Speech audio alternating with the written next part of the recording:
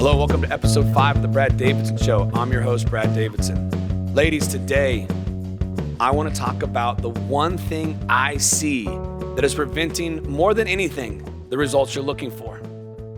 If this is not dialed in, you won't look great. You won't feel great. You'll have poor energy and your brain will not work well. You'll feel foggy and just not all there. And that one thing is sleep.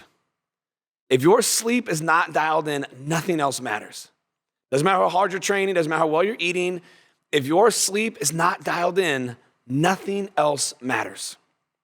So in this episode today, I'm gonna dive into everything sleep, the things that I have seen work for the women I've worked with around the world to help them get the sleep they're looking for. Once sleep's dialed in, it is like magic. Everything else starts working so much better with so much less effort. So let's start off with this. Consequences of poor sleep. This is why this is important. There was a study showed if you get 6 hours of sleep or less a night, your cognitive function will drop as much as 40%.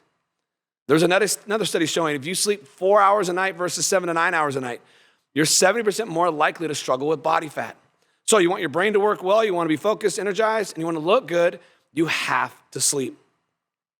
Now, one of the first things I see people making mistakes with is what they're doing before bed. There are things we want to avoid. The big one is alcohol. Now, alcohol's tricky because alcohol will help you fall asleep. It actually makes you fall asleep. One of the reasons for car accidents being heightened under the state of alcohol is it puts you to sleep. So a lot of us get into that. We think because we drink, it helps us fall asleep, which it does. But the negative is it disrupts the second half night of sleep. That's where the deep REM recovery sleep is happening, and that begins to get disrupted. So the next day you wake up and you don't feel as well. And remember, when you're not sleeping enough, you will wake up with more stress hormones the next day. If you listen to the prior podcast, we talked all about how stress is the enemy for your metabolism. So alcohol disrupts second half night of sleep so you don't get good recovery, and it also spikes cortisol in the morning, causing more of a catabolic state. So it leads to nowhere. Second, watching TV. I know so many of you like to watch TV to fall asleep to. But there's a couple problems with that. One, the bright light coming from the TV will stimulate your pineal gland. It'll keep you awake. It'll suppress melatonin production. And two, if you're watching things that are exciting or things that are scary or mysterious, those heighten you. They put you in a heightened state. It makes it even harder to fall asleep. So no alcohol and no TV before bed. I beg of you. Those are two strategies that are being used that are hard to beat. Now, let's talk about some ways you can improve your sleep. The first thing I want to talk about is your sleep environment. There are a couple things you can do to create an environment to drive better sleep. Number one, your room at night needs to be as dark as possible. The darker, the better. So blackout curtains on your windows. Wear one of those nice, comfortable masks to help keep light out. Have nothing plugged in with lights on it. Even on your TV screen, that little red dot showing you where the power button is enough to disrupt melatonin production. The darker, the better. Blackout curtains, blackout masks are two of the greatest things I've seen to improve that part of things. The darker it is, the more natural melatonin you will produce. Your room also needs to be nice and cold. Anywhere from 60 to 67 degrees temperature is the ideal sleep temperature for great sleep. Your body has to cool off 1 to 3 degrees at night to get good, deep sleep. If the body's not able to cool down because you're too hot, it's going to disrupt your great sleep. Now, the last study I said showed 64.7 degrees is the temperature of your room was the most ideal temperature to sleep at. And that was just one study, the most recent one that I saw. But they typically fall anywhere from 60 to 67 degrees is the temperature you want in your room. Now, another thing that I've used that really helps with this is the chili pad, or another one out called the C8. These are really cool. There's these little mattress pads you put underneath your sheets, and they circulate water, and you can control the temperature of them. So let's say your significant other that you're with likes to sleep warmer, you need colder, or the opposite. You can set that temperature accordingly to what is going to help you get the best sleep. I personally have the chili pad, and I absolutely love it. I set mine at the lowest temperature, and by doing that, it helps me get a really nice, deep sleep. Next, I want to talk about what I call the menopausal sleep cocktail. These are the supplements that I have found for women in menopause, postmenopause to improve sleep when it's being disrupted. And what that is, magnesium glycinate, glycine, and I mix that in about 4 ounces of tart cherry juice. The magnesium glycinate helps calm muscle tissue. It actually calms you down. The glycine calms the central nervous system down, supports your liver.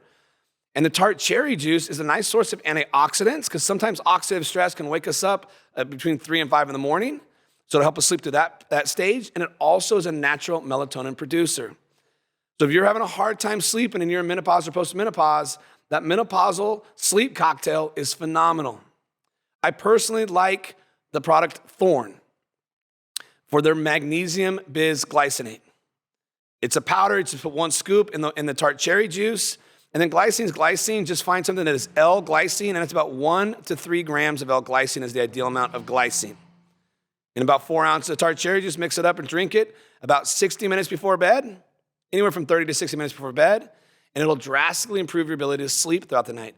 Now also, here's another tidbit. If you are someone that's anxious, and you're anxious with sleep, and it's waking you up, and you have an anxiety attack in the middle of the night, something I really love to use in that state is inositol. inositol. I like to use a powder inositol. And typically I do 1.5 grams is what I typically ask people to take. And the powder, just put it right on the tongue, let it dissolve on the tongue before bed. And if you're anxious, that'll dramatically reduce the anxiousness. I'm an anxious type. I won't lie to you. I'm an anxious type. I actually do 1.5 grams in the morning on my tongue and 1.5 grams at night before bed on my tongue. And I let it absorb. And it has done wonders in helping my anxiety. The other thing I've shared a couple podcasts ago that has really helped my anxiousness and my anxiety was getting alcohol out of my diet or out of my life. I've gone 6 months without alcohol, and that has dramatically lowered my anxiousness and improved my quality of sleep. Next, I created something called the 60-60-10. I didn't create it, but after all my research on strategies to improve sleep, I call it the 60-60-10 because I found these strategies to be incredible for helping your brain fall asleep. So often people's brains are spinning out of control, thoughts going wild. How do we stop that? And where I learned this was working with executives, female executives that were just crazy busy, having huge to-do lists. They have their business, they have their families, to-do lists that were nightmares in my opinion. And they're always worried about what were they missing, what's going on, what do we schedule next, how do we get this all in? It's pretty chaotic. So here's what the 60-60-10 is. Take out a stopwatch for 60 seconds. Hit go, write down the 3 most important things you have to do the next day. The brain is always spinning, trying to remember what's trying not to forget. As soon as you write the 3 most important things down, that will slow down. Then you're gonna do 60 seconds of gratitude. Just again, hit the timer for 60 seconds, write down as many things as you can think of that you're grateful for in that 60 seconds. Doesn't have to be long. We are subconsciously wired to find bad. Now, when we lived out in the wild, that worked really well for us. But now when the doors are locked, the windows are closed, we're in our nice safe home, nothing's trying to get us. We start spinning out on all the what ifs in life. You know, what if this happens at work? What if this happens with my child? What if this? What if that? What if this? And we'll spin out trying to think about all the bad. Well, science has shown that if you write in a grateful journal, your subconscious shifts from everything that's bad to everything that's good, and it dramatically calms you down. There's actually a lot of science to validate and back that one. The 60-second brain dump, I made that one up, I won't lie. I don't have science to back it. I've just found it to work really well. And when you do those 2 things before bed, it dramatically calms your brain down. And then the last 10, so 60 seconds of brain dump, 60 seconds of gratitude, and then it's 10 minutes of either playing the game Tetris on your phone. I know I'm asking you to look at your phone, but I'll explain it to you. It's either 10 minutes of Tetris, 10 minutes of meditation, or 10 minutes of what's called NSDR, non-sleep deep rest. I'm gonna start with the Tetris. This is fascinating. There was a lady, I think her name was Sarah McLaughlin or something like that. She did a TED Talk on the power of video games. And there's lots of research now showing that playing the game of Tetris really slows the mind down. If you play Tetris for 10 minutes, it'll calm your mind down, slow it down for 3 to 4 hours. So playing Tetris right before bed will dramatically help that. Here's some other interesting things about the game of Tetris.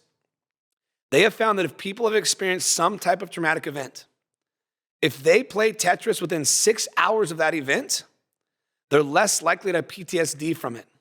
They're less likely to be able to recall the memories of it. And if they do recall them, they're not as intense. I saw this play out in my life. When my little boy was younger, he used to have febrile seizures. And I remember we're at his older brother's 8th grade graduation. And it's my son, my daughter, and he's little. And he goes into a febrile seizure. And my daughter's watching the whole thing. And we have to take him off. The paramedics come. We're cooling him off. The ambulance comes. They put him in the ambulance. They take off. And his mom goes with him. And my daughter's sitting there with me. We jump in the car to drive to the hospital. And I look back, and she is freaking out. Like scared to death, doesn't know what's going on. She's scared for her little brother. It was very traumatic for her. So I just handed her my phone, pulled up Tetris, and had her play Tetris on the drive to the hospital. I've asked her numerous times over the years if she remembers that event, and she cannot recall that ever happening. So it's pretty powerful. So Tetris can be a powerful tool. Another thing, if you wake up in the middle of the night and your brain takes off, pull your phone out, play Tetris for 10 minutes, it'll calm that down. Just make sure that you have the night guard on. I think it's called night guard. It's the setting on your phone that puts your screen in a red light versus the blue light. So it makes it all darker so it won't freak out the brain like when you're watching TV. 10 minutes meditation is great. It's a calming mechanism. Just nice deep breathing. There's lots of good meditations that are on the internet for free. You just want to breathe for 10 minutes to help create relaxation. Now my favorite is NSDR, non-sleep deep rest. I think Yoga Nitra is her name that I found on YouTube. Dr. Uberman on Uberman Labs talks a lot about NSDR. That's where I learned about this, and I've really played with it. What it is non-sleep deep rest. She talks you through a relaxation scenario that calms you down. And that can dramatically improve sleep as well. The thing I like about NSDR, I have a very busy schedule. I'm always on the go between my clients, my gyms, my children and their sports. It's go, go, go, go, go. I'm up at 5 a.m. and a lot of times I'm not getting home till 11 p.m. with everything we have going on. So what I've learned is that throughout the day, I'll just slip out, sit in my car, put an NSDR episode on for 10 or 15 minutes, and that refreshes me without me falling asleep. I notice if I do fall asleep and take naps, I get a little groggy and drowsy and have a hard time coming out of it. But if I listen to NSDR during the day, I get this nice regenerative charge, and I'll do that once or twice a day to keep me going, and I like to do it before bed as well to help me get a good, deep, restful sleep. I want to talk about what happens if you get a poor night's sleep. How do you overcome that? Because there's just going to be nights you apply all these strategies and you still struggle with sleep. You wake up the next morning, you don't feel great, you're groggy, your brain's a little foggy. How can we create a scenario to beat that for that day? And I'm going to share this with you because it works really well. This is not the green light to go and cheat sleep and keep pushing how you're pushing. This is only to be used when your sleep strategies fail you periodically. There was a study done on surgeons, and they wanted to see how sleep deprivation was affecting surgeons' ability to do surgery. So they had 3 groups of surgeons. One group was not sleep deprived. They did a mock surgery. The next group was sleep deprived, given caffeine. They also did the mock surgery.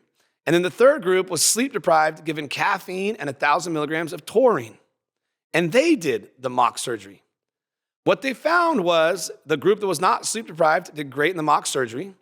The group that was sleep deprived with caffeine only did horrible in the mock surgery. And the group that had the caffeine and the taurine did almost as well as the group that was not sleep deprived. And I've used this strategy a lot with people throughout the years in scenarios where, for example, I worked with a SWAT team. And these men and women had to get out of bed at 1 in the morning to run their warrants at 3 o'clock in the morning.